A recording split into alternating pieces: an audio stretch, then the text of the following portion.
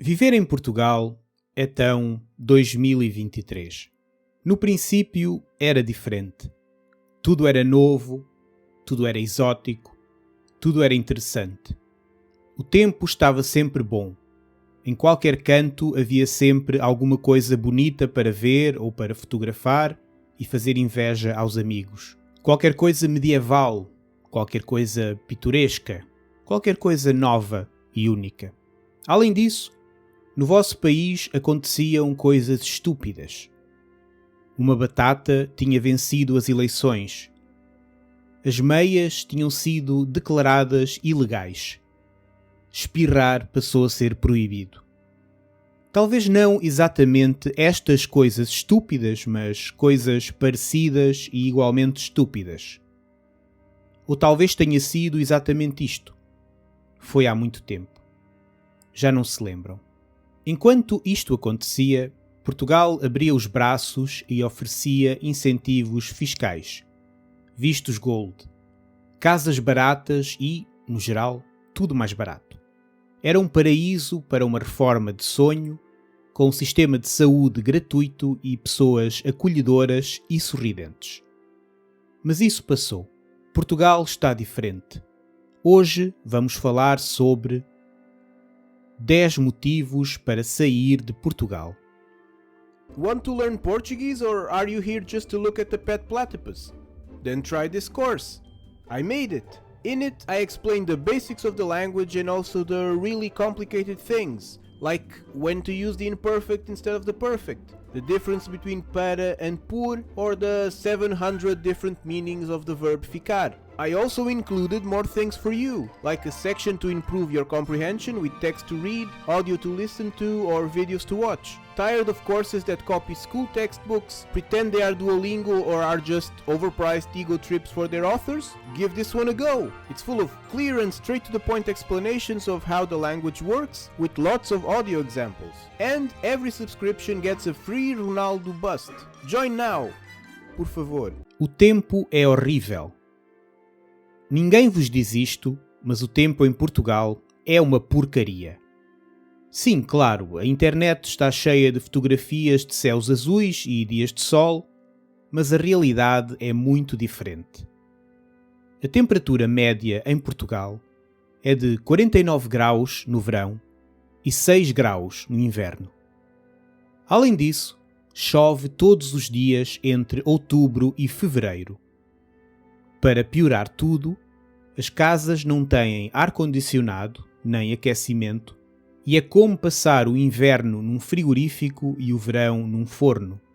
A comida é uma desilusão. Batatas fritas e arroz com tudo.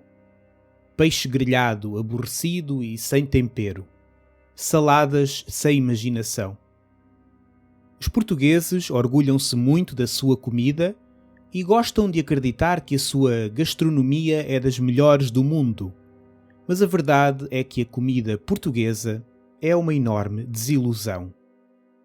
Especialmente se a compararmos com a comida de outros países europeus, como Itália, França, Espanha, Eslovénia ou Luxemburgo. O vinho é uma aldrabice. Todo o vinho que se vende em Portugal é produzido na mesma fábrica espanhola em Badajoz. Todos os portugueses sabem isto, mas nunca partilham este facto com os estrangeiros. O vinho é importado em grandes tanques e enfiado em garrafas com marcas ridículas, inventadas a partir de palavras aleatórias.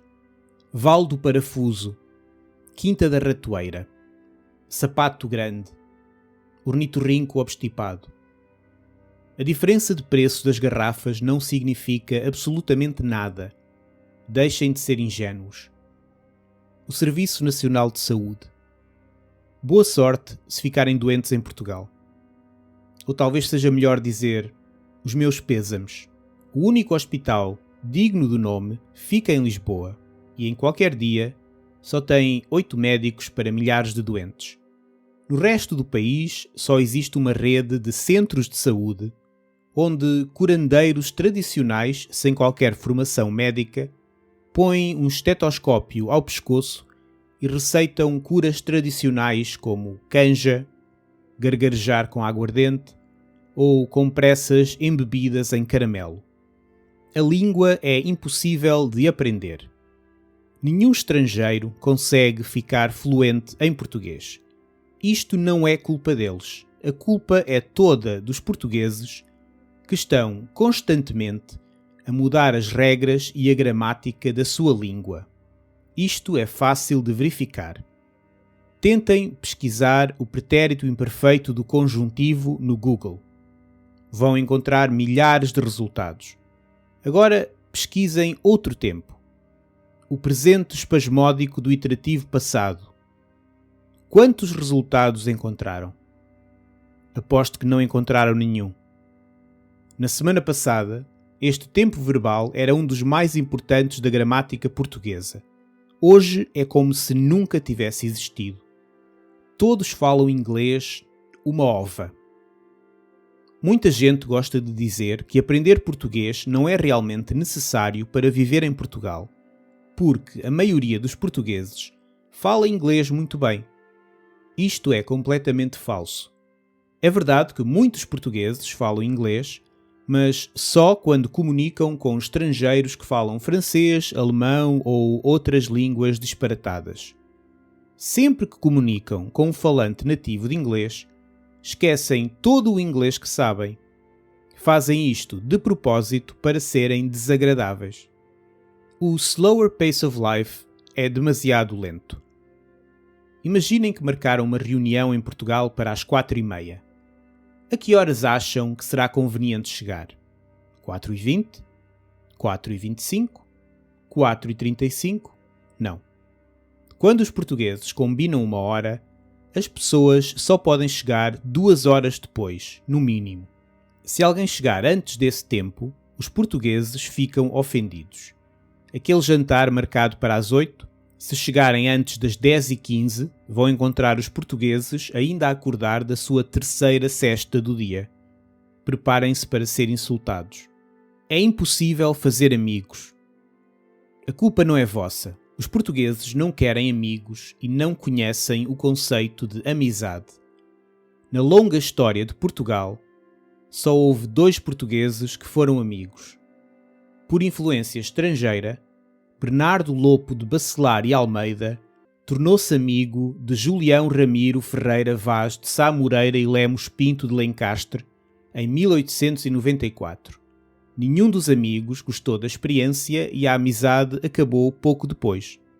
Crime. Portugal é muitas vezes descrito como um país seguro. Esta é a maior mentira de todas.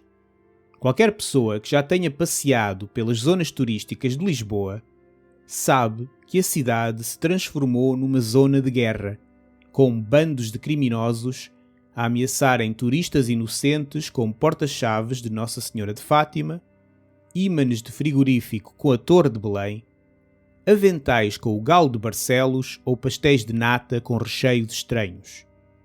O Porto também não é seguro e muitos turistas têm sido violentamente atacados com fatias de pão e carne cobertas de queijo e molho. Os portugueses odeiam expats. Além de todos os outros problemas nesta lista, há este. Os portugueses podem sorrir, podem parecer simpáticos e acolhedores, mas a verdade é que odeiam expats. Os turistas são tolerados porque nunca ficam muito tempo, mas os expats não. Esse é o verdadeiro motivo para a demora na vossa autorização de residência e para só conseguirem marcações com a AIMA na delegação da Ilha do Corvo, no meio do Oceano Atlântico. É por tudo isto que está na hora de escolher outro país para viver e deixar Portugal. Tudo neste vídeo é completamente genuíno e credível. Se não concordam com alguma coisa, podem insultar-me nos comentários. Obrigado.